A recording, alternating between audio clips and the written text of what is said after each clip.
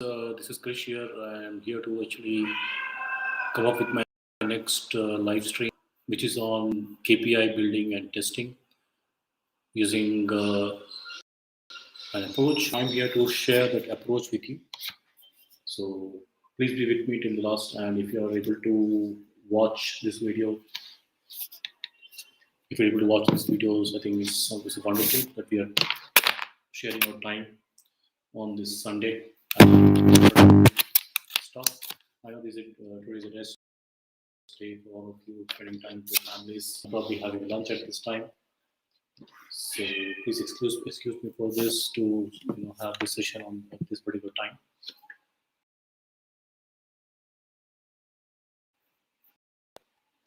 So let us show my profile. I have almost 2 decades of experience in supply chain, analytics, supply chain software development, supply chain operations in almost in all the functions. And I have set up my own consulting and training firm.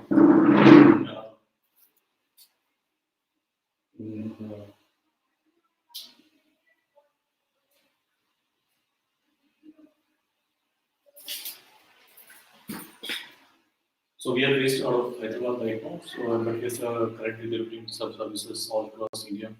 Mostly we are actually working with our clients on the virtual platform since the COVID outbreak. Still, we are on the virtual platform. We have not reached. We have not reached that level where we are visiting the clients, but I think it's good. Everybody, we have to be safe at this time, and at the same time, we have to continue the business as usual. So, and thanks to technology, we have developed multiple technology tools that is helping us currently. So, guys, if we talk about supply chain, so we always encounter problems in supply chain.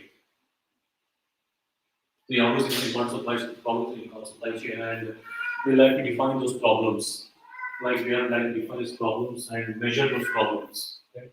So the two phases, which is called define and measure, is a very critical phase of any project. So if you do not define the project or project problems like the problem is, or if you define the project problem other than the problem it is, so there is a problem, big problem, because we are not solving the problem. Because if you define the problem in a different way than it is, or if you define a different problem than the problem it is, then we are not working on the problem. It's like we are going in a wrong direction. So if any project, the most important thing is the definition of the problem. And this requires a lot of focus, discipline, and the right approach. And this particular thing helps organizations to have the clarity on the problem they are solving. So there must be a lot of brainstorming should happen or should occur before actually deciding what the problem is. And that brainstorming is something like everybody will get the head clear. In this direction we are actually working. In this direction we are going to work in the next 1 month or next 5 months, 5, 6 months, or if it is a short time, if the problem is something which you have to solve in a short term, then we will be having a smaller goals, like in the next 2 days or next 3 days. So if you have, so that is the most important stage, how we define the problem. And if most of the business projects fail because they define their problem in in an erroneous way. And the other reason is the definition might be right, but the communication of the problem to the people who matters, is going wrong, or the understanding and interpretation of the problem, which is to be done by the people who matters a lot, they are doing in a wrong way. So there should be a proper approach, a proper process to oversee all these 3 areas: definition of the problem, communication of the problem, interpretation of the problem. These 3 areas is very, very important. If these 3 areas, if you're not working, if you're not actually having a monitoring process, right, we will have tough time to solve the problem, or we will not be able to solve the problem, or we will have the management or the people working on the problem, they will have poor, very level, poor level of motivation. And so most of the responsibility and will fall on the person who understand the problem, and the people who do not understand the problem, they will not be more involved and responsible for. So this is a big issue which happens during the management of the management issue. So the problem which we talked about, right? How to define the problem, why it is important to define the problem, why it is important to communicate the problem, why it is very important to oversee that the problem is properly being interpreted by the people. This is what is one something is very important. Now the second part is the measurement of the problem. How to measure the problem? If we use a wrong formula, first of all, we measure or we cannot measure the problem. The first thing what we have to think about is whether we can measure the problem. We cannot measure the problem. If it is measurable, then we measure. If it is not measurable, we cannot measure. So the second part in the measurement of the problem is that whether if you are measuring the problem, are you measuring the problem correctly? Do you have the right formulas, right function to measure the problem? You have the right function or the right formula to measure the problem. So that is what is a big problem with the supply side right now. Because in supply side, what people are doing is that they're catching or they're getting the formulas from internet, from Google, or from the academic stuff. And most of the problems which we pick up from the internet and Google and the academic books, that they are scenario specific. They don't work in all these scenarios. That's a big problem. They don't work in all the areas. They are scenario specific, and this is what we see. This is what actually we see when we apply formula. We try to measure the formula, or we measure the problem, and the measure the problem is for the formula which we are using for measuring. It is not the scenario specific. These are not the problem specific, and we get the results and we get panic. We get panic because the formulas which we have used is not related to the problem. So this is what a big area which we need to work upon. Because it's not like just copying the formulas from the internet and applying them directly. We need to test those formulas before we apply and make strategies based upon that to bring the improvement in the supply chain. We need to test them. We need to test first. Testing of the formulas is very important. Do a pilot testing before you regularize that formula on the organization. Right? Take a sample data, do the pilot test, and check whether your formulas, use the formulas. Formula will have the variables. Right. The formula will have the variables. So we need to see those variables. We need to see those variables, and their impact on the performance and on the impact on the outcome. And see whether the outcome which we are getting from those formulas are really actually relevant to the results.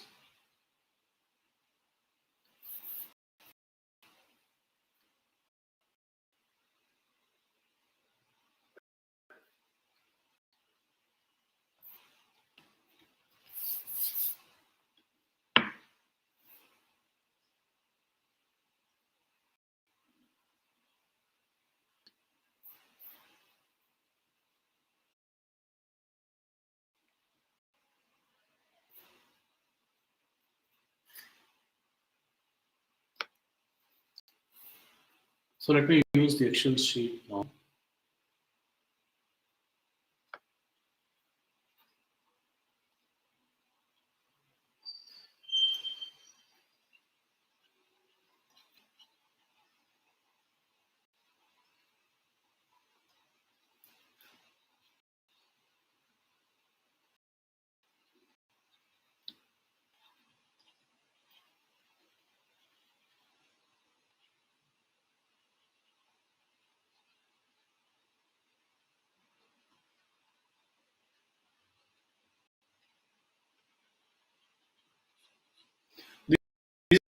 This was test. This is the approach I want to bring in through discussion. So we have to take the variables, we have to create a function from the variables and test it on the problem and see the results which we are getting out of the formula or the function is relevant to the results. And if we see the relevancy, then only we have to apply it is on the organization for the real-time use. And based upon the gap analysis, we have to come up with the strategies and apply those strategies on the over the business to bring the improvement. That is what is the approach we need to have it. So we'll see a use case also how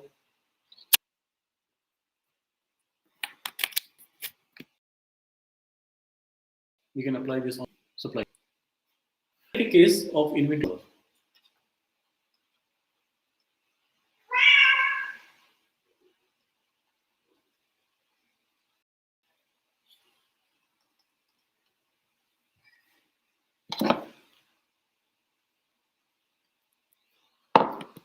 take case of inventory turnover.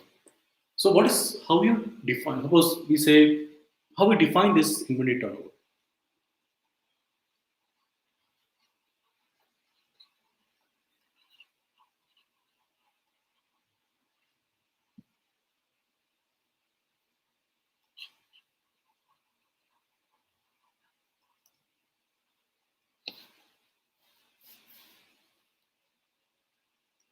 Some people talks about inventory turnover as number of times we need to ask money from the finance for replenishments.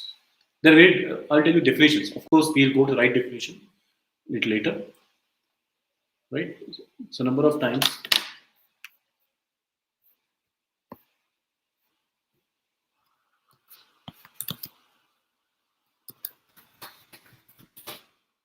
you need to ask finances from finance for replenishments. Some people define as number of times we need to ask, we need to see, we need to, we will sell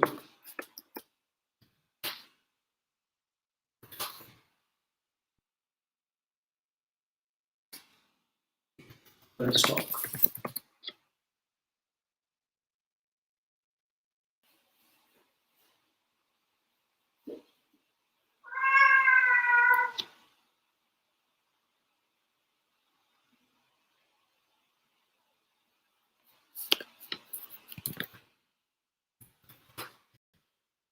Which is number will define number of times the inventory turns. The inventory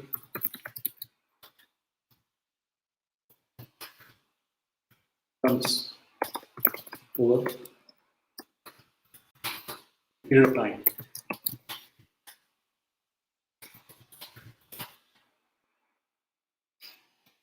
How do you like define the inventory turnover? The turns the inventory have if over a period of time. Suppose we say company X has the inventory turns of 5 in a month.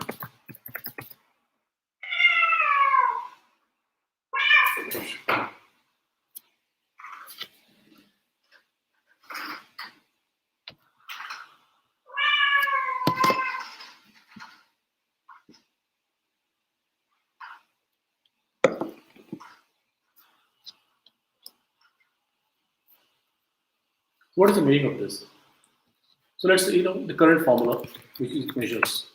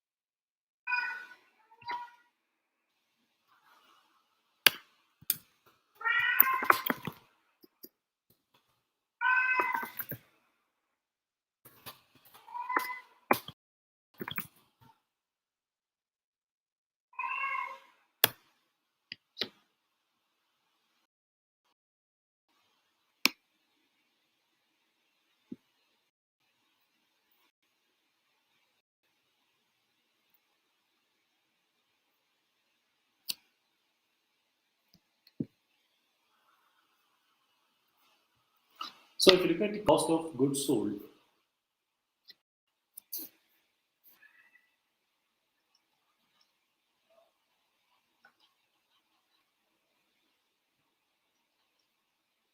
is equal to cost of labor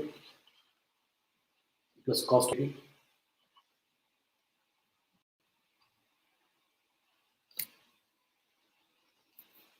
cost of energy,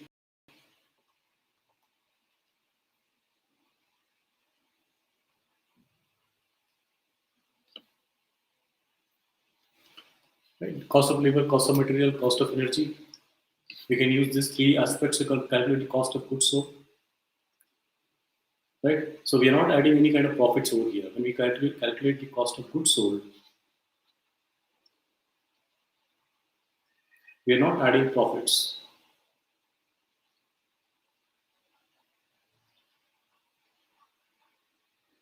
We are not adding delivery cost. We are not adding delivery costs.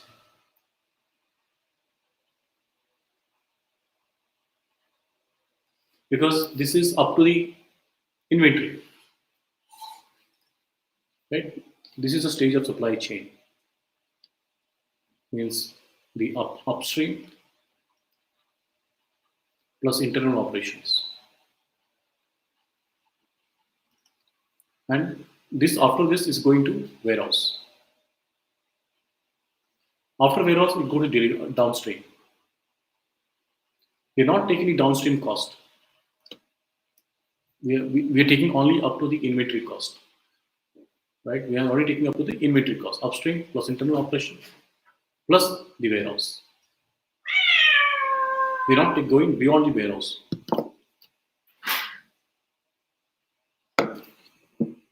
So this is the cost spent in this area is what's the cost of goods sold. We're not going beyond the warehouse.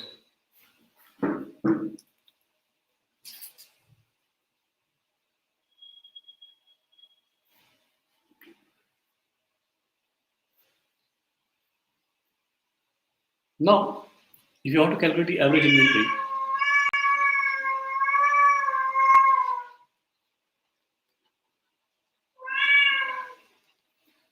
so the generally the books which is mentioned, right, the books which mentioned is they take the initial inventory plus the closing inventory at the end of the period divided by 2. This is a wrong approach.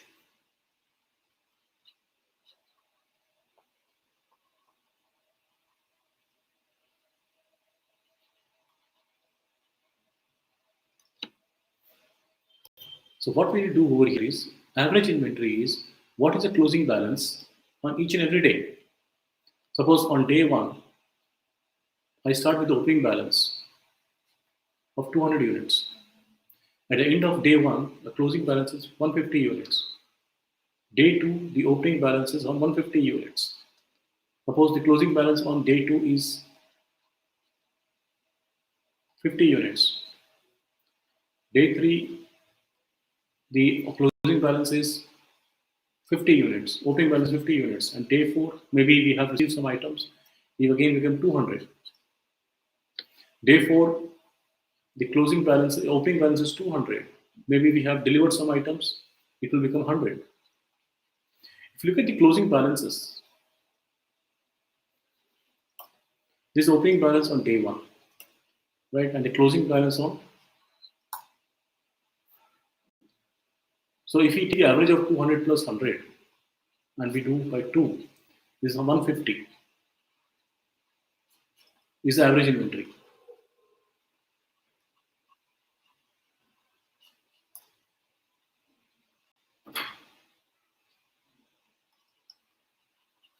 But if we go with the other approach, the closing balances, the average of closing balances, this is 150 plus 50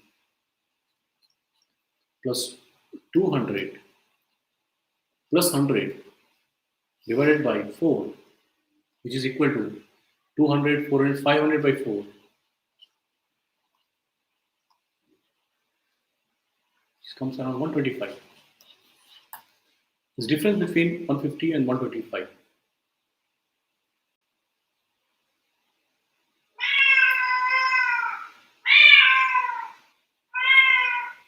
So this is another approach to find the.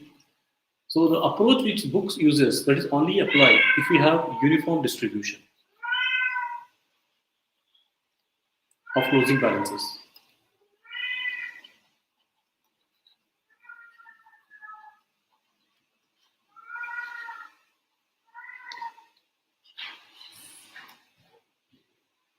Suppose if you have a closing balance of 150 over here, 150 over here, 150 over here, 150 over here, we have almost every closing balance 150 or close to 150.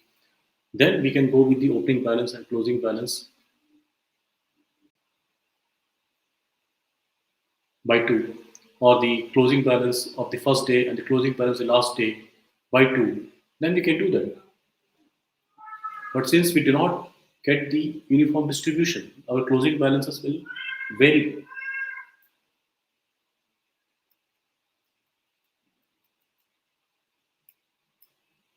Our closing balances will vary every day. So, so the COGS and the closing balance, average closing balance,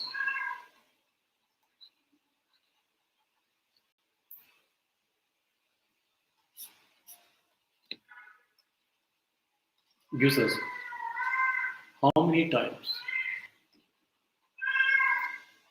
we sell the inventory in a year. How many times we sell the inventory in a year? This is what the average inventory, this is what the COGS. After selling, this is selling, right? COGS is what we are going to sell at the cost price level. What we're going to sell at the cost price level.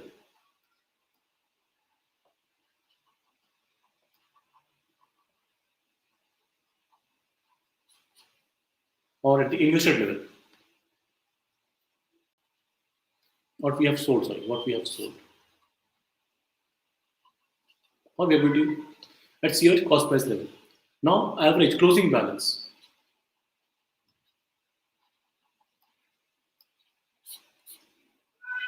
Average closing balance. If you divide this,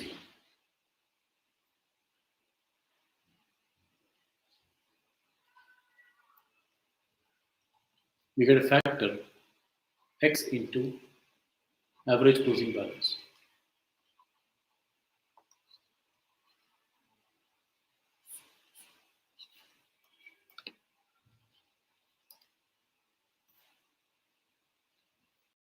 So the like whatever we have, whatever closing balance will have, it will rotate. If we take COGS as a benchmark, if we take COGS as a benchmark, right? We need, suppose COGS is equal to 3 times the average closing balance.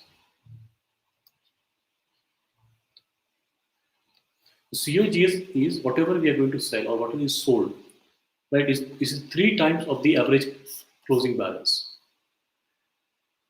If we have this average balance, if we have this average closing balance, if we have this average closing balance, our inventory, we need 3 times the inventory to match this COGS. We need 3 times the inventory to match this COGS, or we need 3 times the closing balance to sell or to be able to sell as equal to COGS.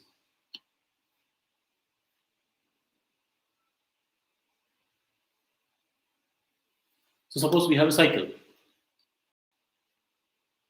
Let's say this is a period of 365 days.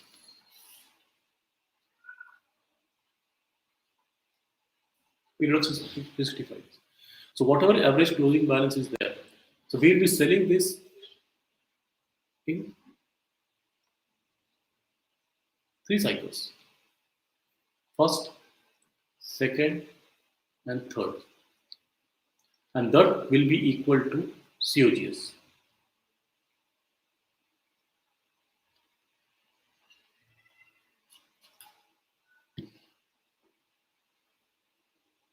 So in a year, 365 days, if you want to reach a target of COGS within average inventory what we have right now, it will be, we have to rotate the 3 times in a year to match the sales of, or to match the sales of goods equal to COGS.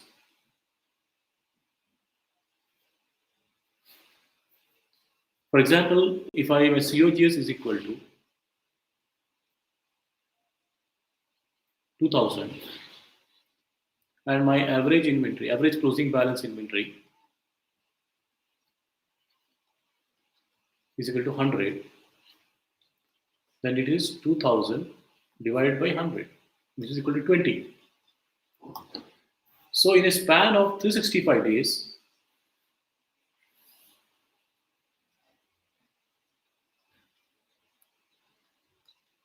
so this inventory closing balance have to be rotated 10 times.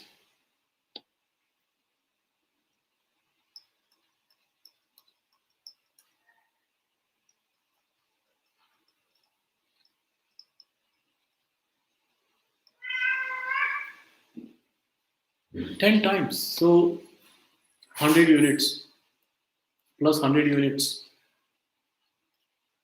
plus 100 units plus 100 units plus 100 units.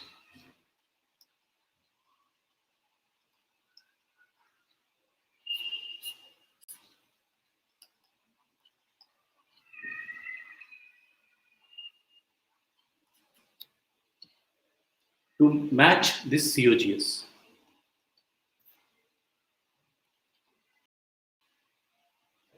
The total sales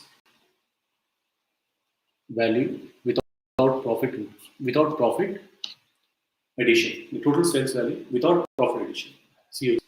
We're not including the profits, we're not including the delivery cost. We're only including the labor cost, material cost, and the energy cost. We're not including delivery cost. Because if you include delivery cost, it is like moving out of the inventory.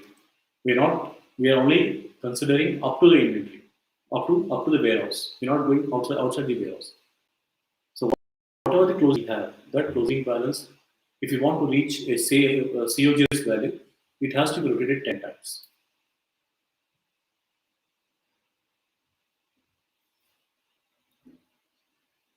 And the way we find the closing balance is not the opening balance plus the closing balance. It is the average of all the closing balances. And this is how we interpret the inventory terms. Means we have to, our COGS is the target. Our COGS is a target. If you want to achieve a COGS, how many times the current inventory will turn to reach that COGS value?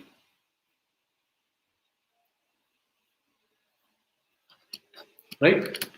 So I'll move to the next point. See, if you look at here, there are mathematical operators: plus, minus, into, and divide. There are others like log, natural, sine, x, cos x, exponential.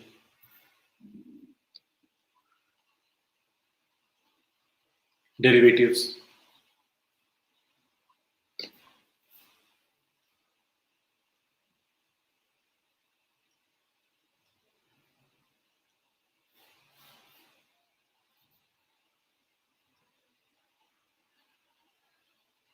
Integrals,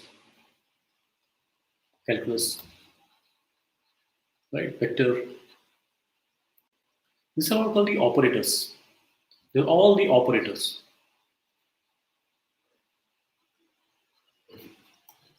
We must know where to plus, where to minus, where to into, where to multiplication, where to divide, where to log, where to apply the trigonometry, where to apply the exponential, where to apply the derivatives.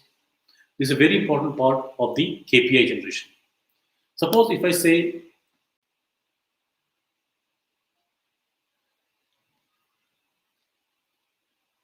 If I use a condition called AND between two subjects or objects, we use multiplication.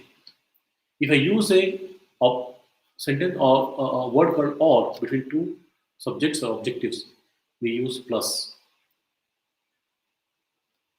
If you want to divide, if you want to share, either go division or subtraction. Division, when we do at mass level, sharing at mass level.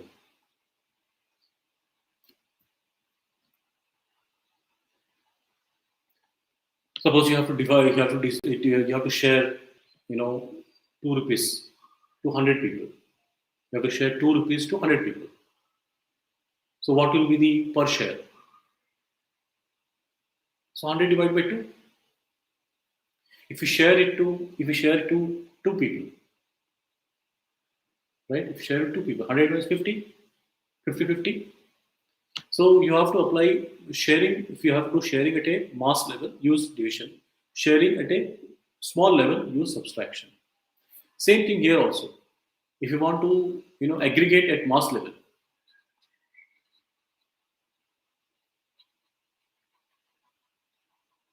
use multiplication or else plus. Suppose you have to aggregate 10, you want to aggregate two, you are giving 2 rupees to 10 people. 2 rupees to 10 people, right? And 2 rupees each to 10 people. So how much you are investing? So 10 into 2. Or if you want to do in a basic level, 2 plus 2 plus 2 plus 2 plus 2 plus 2 up to 10 times.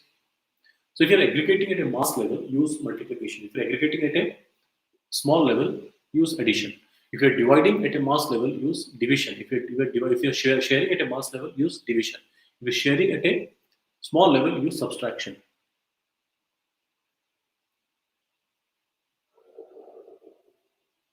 Right? So these are the operators which are very important. When to divide.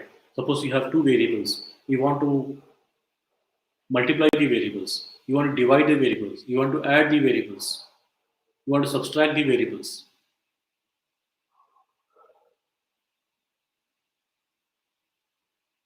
This is a very, very important thing when we talk about the KPIs derivation. You have to, when you're trying to frame the KPIs, when you're trying to test the KPIs, how to how to make the sentences, and how to convert those sentences into operators is a very important part. So the definition of the problem is a skill. Definition of a problem is a skill. Definition of problem statement is a skill because you're going to use a language which can be converted to mathematical KPIs. A statement need to be converted into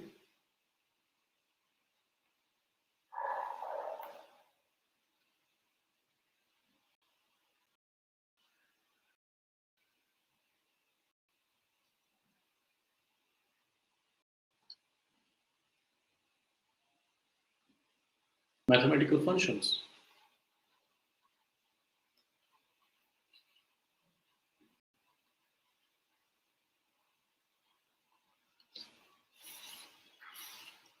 A statement into mathematical functions.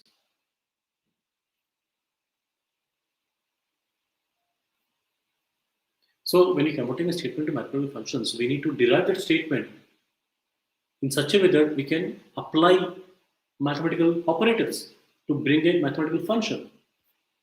So so this is the skill of creating an KPI. This is skill of testing the KPI, and it's all about whether how you apply multiplication, how you apply addition, how you apply division, how you apply subtraction. This requires a skill. This requires careful consideration. So first work on your problem statement, definition of the statement, and definition of the statement has to be done with two perspectives. The first perspective is it is targeting the problem. It is not going away from the problem. Second is we could use the statement to derive a mathematical function by appropriately applying the operators.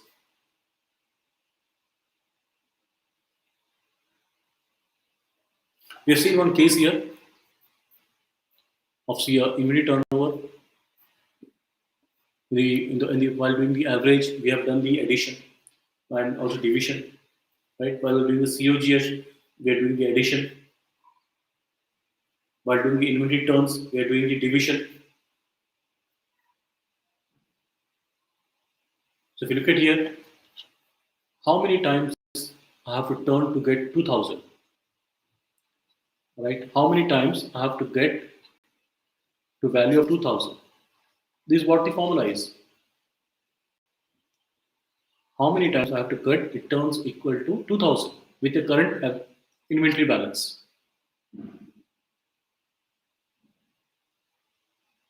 So I'm doing this 20,000, 2000 divided by 100 to get this x, which comes from 20.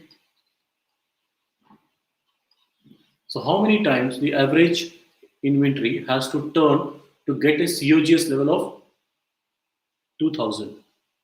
This is what the definition of how many times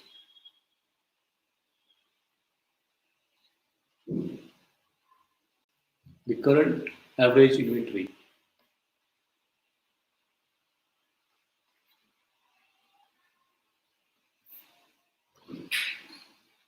has to turn or to be sold to reach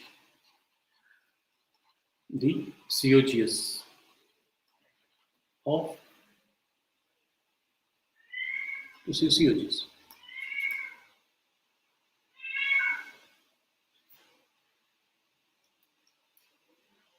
This is called the inventory turns.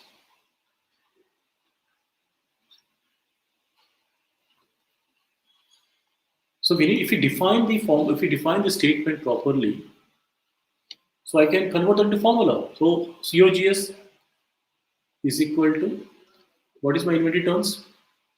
Let's say this is inventory, average inventory into X. So current inventory is whatever current inventory, how it has to turn to be equal to COGS. So this is what I am defining my KPI. So guys, so once again I repeat, the definition of the problem is very critical. Statement has to be directional, directed towards problem.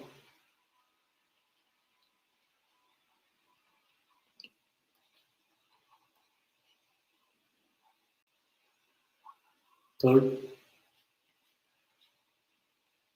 statement must help in deriving mathematical function.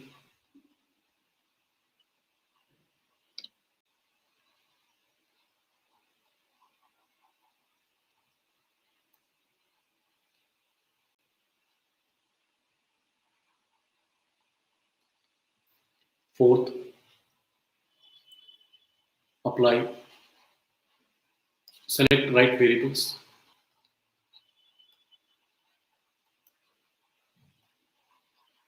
Fifth, apply right operators.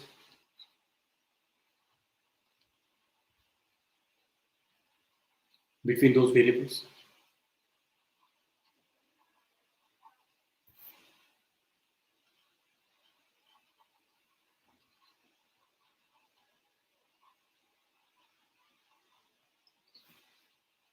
And test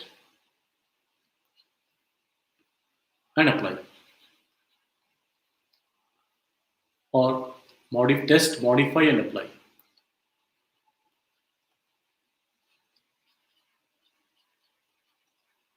This is a process which we need to follow to derive the right KPIs.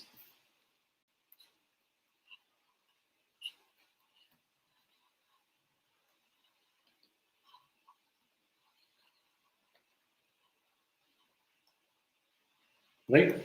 Okay, so if you want to learn more about this, you can contact me on my email ID, which is Krish Naidu @mathnal.com,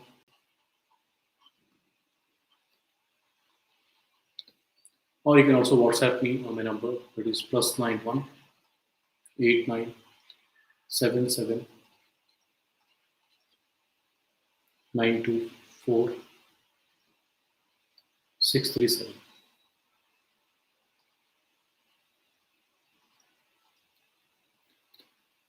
Okay, guys, so I'll take leave now. I hope my presentation would have been helpful for you, or if you are watching this video later, and do try to apply the process which I've mentioned over here, and don't depend on too much on the good formulas, the academic formulas. Derive your own formulas. Take time to test. Take time to modify. And once you are ready with your formula, apply it, and you will get very, very good benefits out of this. And I wish you good luck for following this process and deriving the new KPIs. And I will look forward to have any chat if possible. Please feel free to connect with me. And also, we launched training programs on supply chain analytics, demand forecasting, supply chain risk analytics, supply chain optimization, transportation analytics, warehouse analytics, right? So, spend analytics, procurement analytics. We launched so many training programs. If you want to join the training programs, please do call us or email us. We'll help you forward. Thank you. Thank you very much.